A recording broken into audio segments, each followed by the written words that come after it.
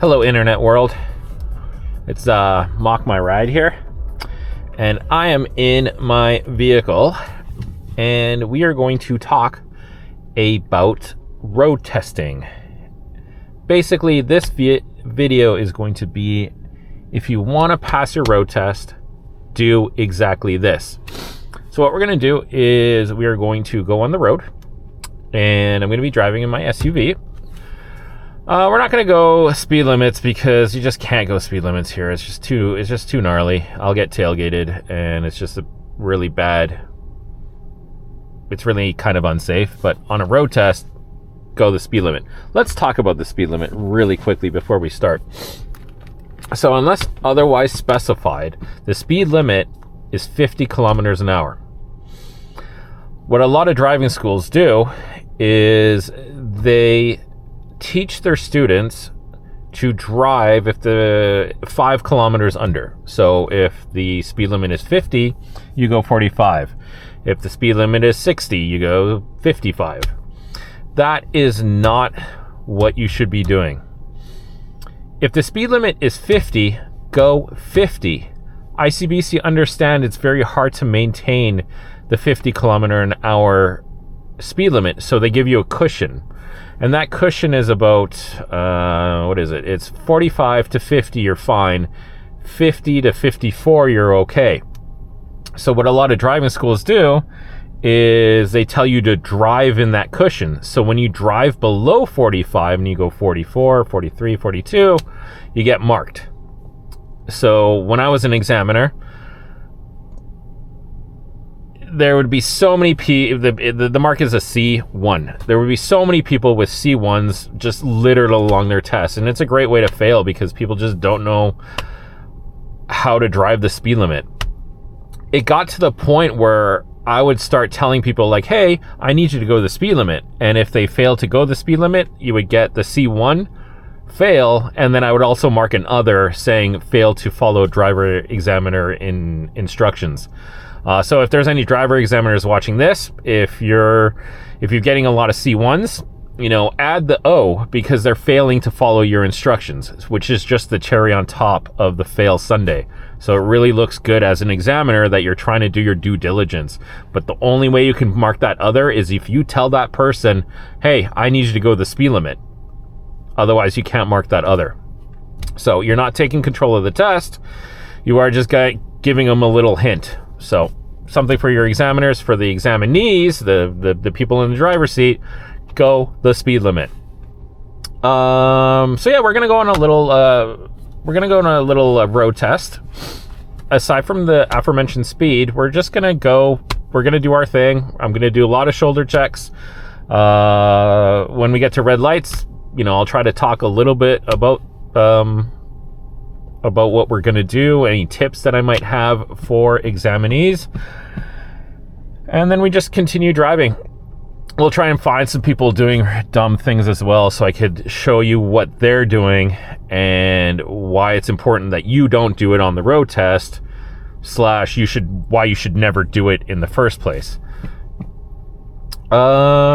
Another thing we're going to talk about really quickly, there's a stop sign behind me. I'm going to do a U-turn here. Actually, you know what? I'll do a 3-point turn. It's not on the road test per se, but examiners do test for it. So it is, we'll just do one. Yeah. Another thing that a lot of driving schools teach is a stop sign, is the 3-second rule. So I'm going to be straight up with you. That 3-second rule is a load of garbage. You do not need to stop for 3 seconds, especially if the stop sign's clear. All you got to do is stop before that white line, make sure it's clear, and go. I'm gonna try and do that on the stop sign behind me. We're in more of a quiet road here. And then you can see for yourself that you don't need to count stop 1 Mississippi, 2 Mississippi, 3 Mississippi. Meanwhile, there's a lineup of cars behind you being like, dude, there's nobody here, go. So the reason I'm saying that is because if you wait too long, and I call it camping at a stop sign, if you wait too long, you could get what's called the B4 C4 mark, which is a blown maneuver on a right turn. So, and that's only if you're stopping for way too long. If there's, you know, cross traffic or bicyclists or pedestrians or whatever, then yeah, obviously you're going to wait for them. You don't want to kill them. So, but if there's nobody there, go. All right, so here we go. Let's start with the 3-point turn. That person's making one right there. How'd they do? Well, I got a little close to that car, so I'd give them a B13. Not a dangerous action, but... Oh, and now the parallel part. Perfect. So we're going to turn on our turn signal. I've got a nice spot in between this Nissan and this car here. So I'm going to do that. Before we start, shoulder checks. So you're going to see the camera go like that. Because I'm wearing a motorcycle helmet, my shoulder check is quite deep, but you're only going to see basically that car right there. But I can see all the way through the back seat. So for those haters out there and being like, I'm not shoulder checking deep enough, it's because my camera's in the middle of the camera's in the middle of my helmet. So I can clearly see the shoulder check. So you will see a lot of this movement going around. All right, here we go. Shoulder check. Move into the spot. Okay, now we got to put the car in reverse. So I'm going to do a 360 check and then look back. Anytime you back up your motorcycle, your car, anything, you have to do a deep shoulder, a 360 check. All right, so here comes my stop sign. I'm going to make a left turn here. So we're going to stop before the line. I can't see anything, and that car, I have no idea what they're doing. So I'm going to creep out a little bit, looking straight. Okay, I still don't know what that car is doing. So now, little shoulder check and move over. All right, here comes a right turn. So at this time, what I'm going to do is, if there was no cars here, I would do exactly what that car is doing. So I'd get as far into that deep red as I can, stop before the line. Okay, I can't really see the truck out there, so I'm going to creep out just a little bit. Okay, it's clear. Shoulder check to the right and go. Don't do that. Now you get a B13 DAA for that one. All right, so let's do the right turn here again. So I'm going to make a right turn on 102 here. I'm going to stop before the line. Stop before the line.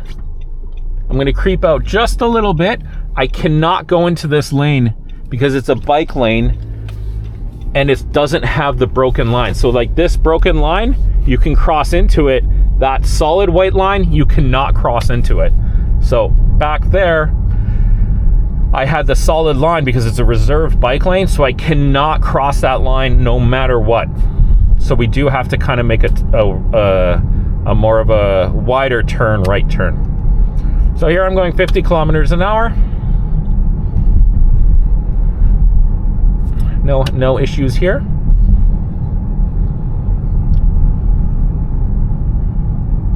See, I'm maintaining 50. Maintaining. I'm not going 45. I'm not going 54. I'm maintaining. All right, so we're going to make a left turn at 140. Here's that broken line. Shoulder check to move into the lane. Give the car in front of me a little bit of distance.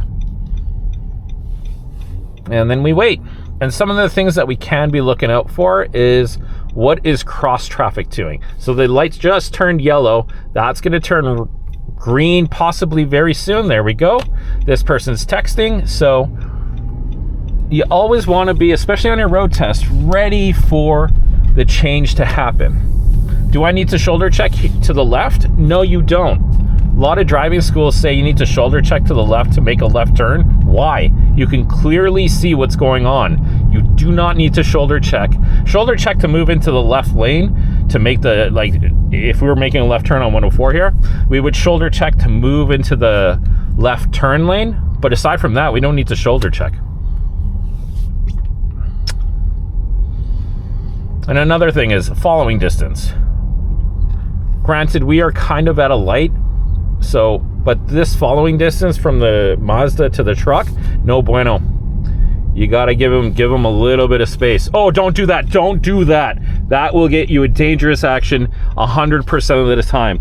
Trucks need to turn right, need to turn wide to make a right turn. So do not get into that space. And he didn't yield for the thing. That was some dangerous driving. And I caught it on film. I'm so happy for myself right now. Okay, so the pedestrian's walking. On ICBC, I'm gonna make the right turn here because ooh, I went on the curb. Oh boy. Did I fail my own road test? I hope not. On a right turn at a green light. We had a green light on a right turn. What's going on here? No, we had the red light. On a right turn on a red light, it's not marked. So you can wait for the green. It's totally fine. The examiner, we're going to be like, oh, why is this person not going? But we cannot mark it. That being so you can wait if you want to. That being said, if that light turns green and you're like, I'm going to go, and a pedestrian steps out, you fail your test for dangerous action because it was failing to yield for a pedestrian. So it's kind of like a double-edged sword.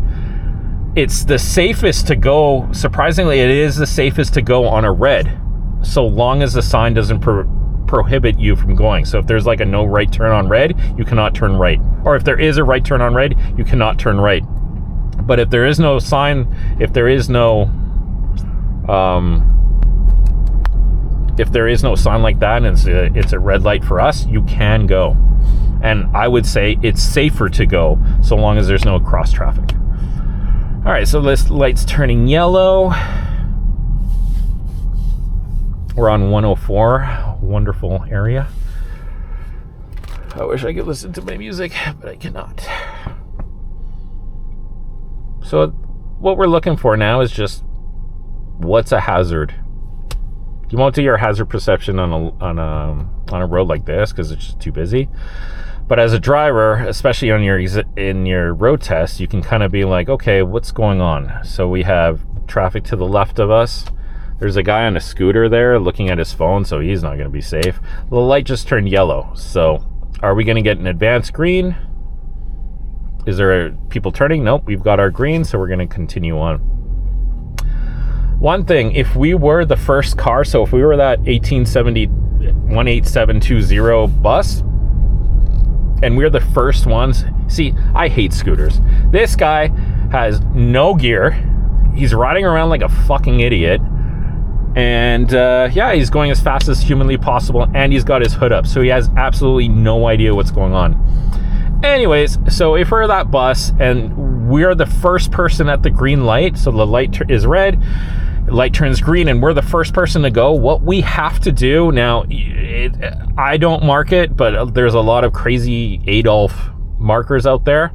You have to do a left check, a right check, and then go. I do this on my motorcycle a lot because if somebody blows their red light, that's on me, that I could get into a car accident. So kind of important to do so. But yeah, your left, right, and go. An overzealous examiner can give you, it's called an A2, it's a failure to scan. You can't fail for it, but it is good driving habits. All right, we're gonna get off of 104 here. We're gonna get by the police station, Surrey Police. Okay, we're gonna make everyone aware that we are gonna make a right turn nice and early. There's a pedestrian just finished. I do not have to stop. I'm just gonna give a quick mirror check, make sure I don't cross this line, and then go right into a non-playground zone. This is, even though there's a playground zone there, that's my speed limit. So it's gonna be 50 kilometers an hour here.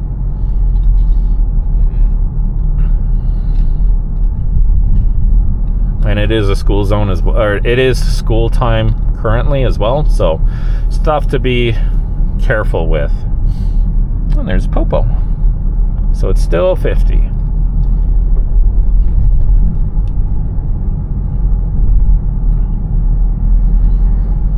we're going to also do some of the Class 7 stuff as well. So Class 7, there's vehicle handling maneuvers, which is like a pull over and park. Let's do one right here, even though it won't be here. So let's pull over and park, shoulder check with the signal. Okay. Put your car into neutral. Oops. Neutral. See what the car is doing. So it's kind of going just a little bit behind us. So we're going to adjust the steering wheel accordingly.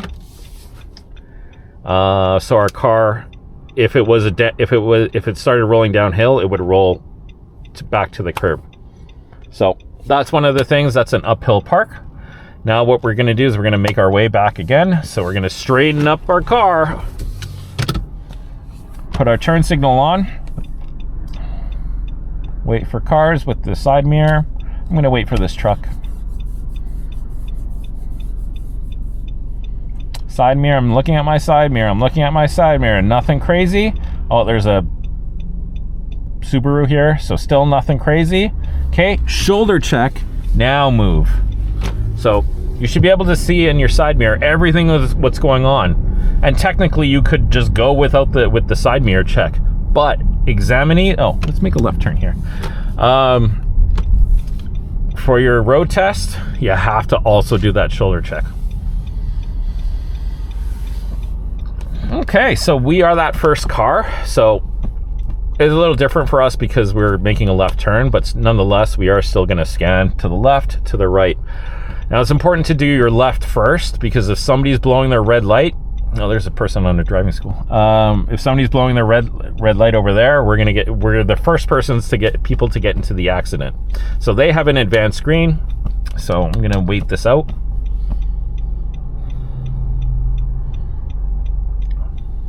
Okay, here's our turn. So now I'm gonna move into the intersection, but I am not going to turn.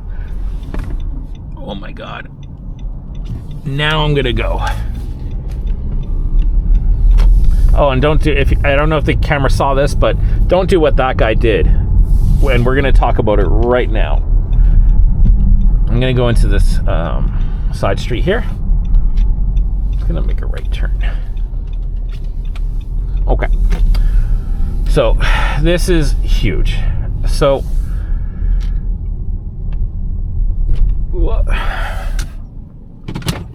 when you're making a left turn, so if we're gonna make a left turn and it's a 2-lane road and somebody's making a right turn, that person making a right turn, technically both of us can go. The left person can go and the right person can go, so long as they turn into their own lanes. But what a lot of people do is they'll make a right turn, or even the left turn, they'll make a right turn and they will go into their far lane. So they will skip their lane and go into my lane, essentially. So, which slows everything down. The same thing with a left turner. They'll turn wide and go all the way into the right lane. Like, traffic would move way more efficiently is everyone just turned into their own lane. And I'll show you really quickly. I'll show you at this stop sign here. They try and make a U-turn somewhere. Yeah, you know what? I'll just do it here.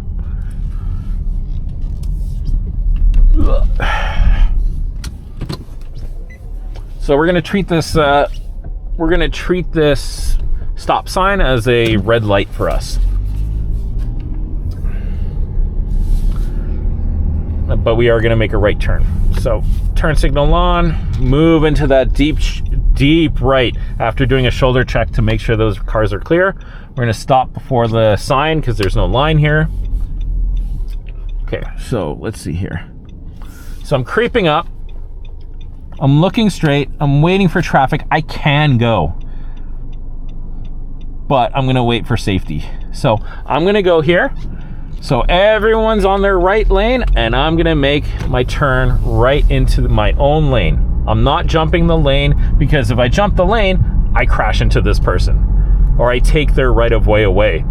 And if you do get into a car accident doing that, like if I were to jump into this lane, making that right turn, I'm at fault because I took somebody else's right of way. Or Flip side, I failed to yield for oncoming traffic. So either way, ICBC will find you completely at fault, and pew, there goes your insurance. So please don't do it. It's unsafe. It's very dangerous, and that's how a lot of car accidents happen. All right, scan. Here we go. So now we have a crossing guard, which has made an extremely unsafe situation by allowing these kids to cross on a green light.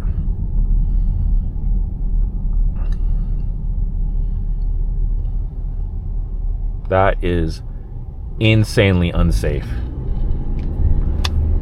All right, so I'm going to try and demonstrate the right turn, jumping the lane here, because I'm going to make a right turn here.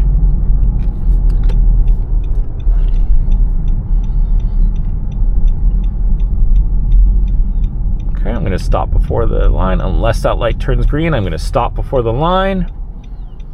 Okay, I'm going to creep out, looking straight. They have 1 second. Okay, here we go.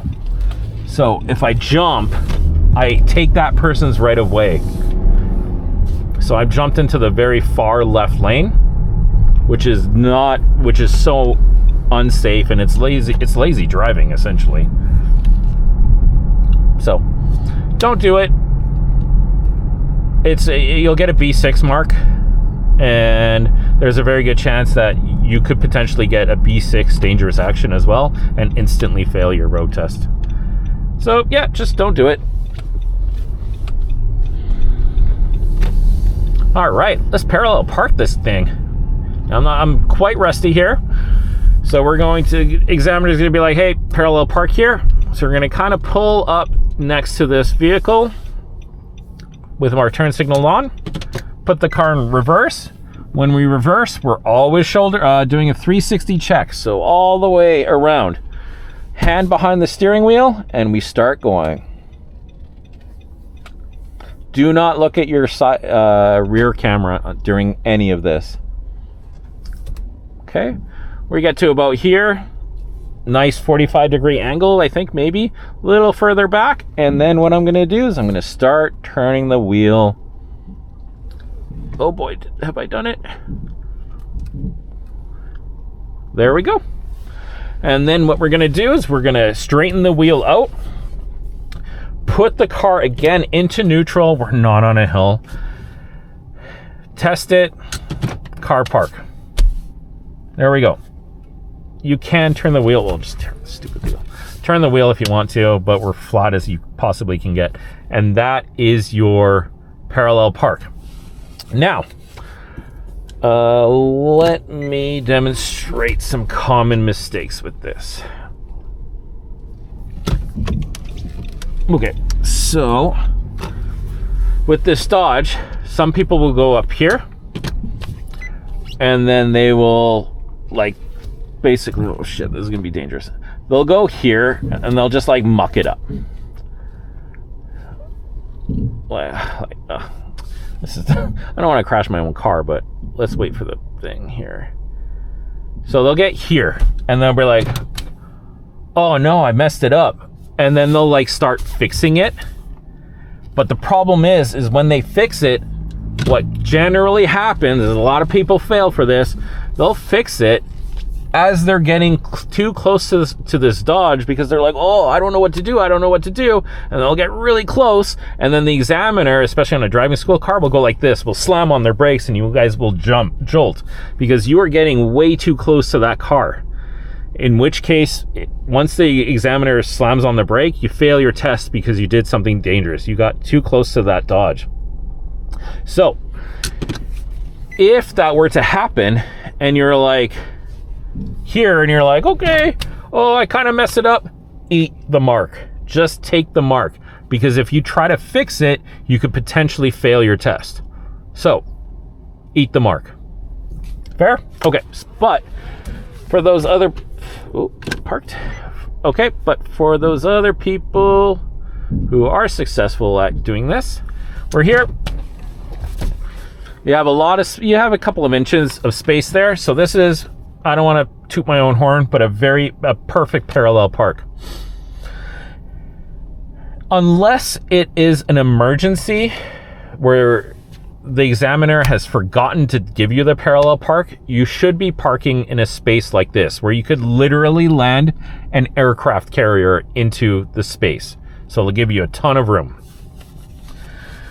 Use the room, but remember, if you are going to fix it, which you can fix it, I'm not saying not to, maybe it's just better to not fix it and just eat up the mark, is, let's wait for this car to pass, is to, you know, if you're like here and I'm like, oh shit, I've blown it, and you're like, I want to fix it, remember, every time the car goes into drive and then backwards, you have to do a 360 check. So again, we got to go like that. Okay, all right, now we're good. Okay, anytime you back up your vehicle, anytime that goes from D to R, you have to do a 360 check. Otherwise you get, I think it's an A6. So if you mess up the parallel park, just take the mark. You can mess up on your road test. It's fine. But I'd rather you fail out there and then you know what you need to work on, rather than fail here and never even go into the outside real driving, so to speak. So we're going to try and find another area where we can do our straight back. So we're going to leave this parking lot. We're going to leave this spot, sorry. Signal on, shoulder check, and we're out. Oh my God. All right. Examiner's going to say, hey, I want you to pull over and park. Give yourself a couple of inches from the curb. So signal on, shoulder check, move into the lane. We're going to get a little bit more comfy to this Subaru here. Okay, same thing. Put the car in neutral if you want to. Turn the wheel accordingly. Put the car in park. Okay. Examiner is going to say, like, okay, what we're going to do is we're going to do our straight back maneuver. I want you to drive in reverse on a straight line until I say stop, keeping your vehicle straight and parallel to the curb. Now, because you've turned your steering wheel, this is very important. I need you to turn your steering wheel back so you're straight, as opposed to this way where we're going to go right into the curb. So make sure you always do that. Car's in park, put it in reverse. Guess what we need to do? A 360 check. Very important. Hand behind the other headrest, and we're going to go backwards. Now, I have a camera. I'm not going to use it, and neither should you. So we're going to go nice and straight. We can look at our side mirrors just a little bit. Side mirror, rear or back window, side mirror, back window. Try to keep your car straight. You'll go up to here probably. That's the end of that. But like, okay, let's continue. So we're gonna turn signal on. There's a car there. I can see him with my mirror. Okay, shoulder check and move into it. Now we're gonna go right into a school zone. So we're gonna go 50, 50, 50 because this is a 50 road. There's my school zone sign, and I am going to slow down to, well, I slowed a little too far, but school zones aren't marked. So slow down to 30. Let's talk about the school zone for a second here. Let's see if I can go back.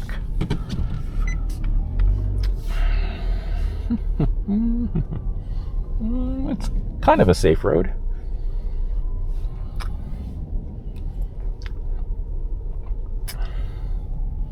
Boop, boop, boop. I'm kind of riding on the sidewalk a little bit.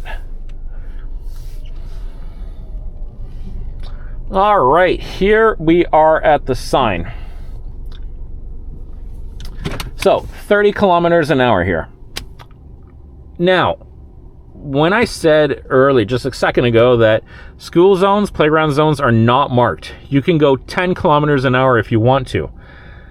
The problem is, if you go 10 kilometers an hour, do you see those two double yellow lines? If somebody overtakes you, let's go back to like let's say that your driver examiners like drive your car at 40 kilometers an hour. If you're driving in a double yellow line and you're going 40 kilometers an hour and you get overtaken by another car doing 50 kilometers an hour on the double yellow line, so it's a single road, you fail your test because somebody else had to do something dangerous because your inability to go the speed limit. Really bad. I've had it happen. It wasn't pretty. Anyways, so here's our school zone. So like I said, you can go 10 kilometers an hour if you want to in a school zone. It's not marked. What you cannot do is you cannot go past 30. So remember earlier when I was saying at the very start of the video that they give you the cushion, ICBC gives you the cushion. That cushion does not work in a school zone or playground zone. You have to, the maximum you can go is 30 kilometers an hour. 31 is a mark, 35 is a violation, it's a fail. So I tell my students, when you see that sign, go 27. It's just under the speed limit. Cars are not going to do anything dangerous to overtake you. You're gonna be fine.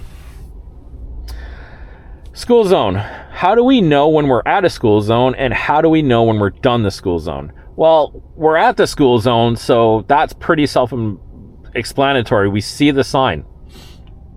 Actually, you know what? I'm gonna get out. Okay, we're gonna go on a field trip. Oh my God. And I am gonna look like a psycho. Okay, really quickly. If we're passing this sign, and this 30 kilometer an hour sign is not here, like it's covered or it's not even here, that sign, we go 50, the last posted speed limit.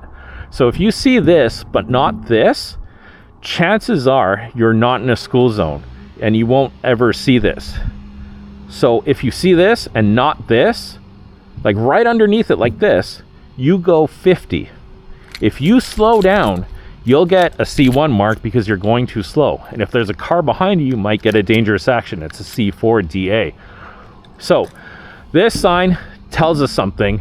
This sign tells us if there's something we definitely need to follow. So again, if you see this but not this, go 50. Same thing with a playground zone. There's a few playground zones where you see that sign. So you don't do what that guy just did. That's how you fail your road test, because he failed to yield for somebody. I'm getting some really good footage here. All right, so how much battery do I have left? 6%. Okay, we're gonna wrap this up with the playground zone. So we're gonna get our seatbelts on. We see the sign. I'll do another part 2 some other time. Okay, so signal shoulder check out. We're gonna go 30 kilometers an hour or 27 kilometers an hour.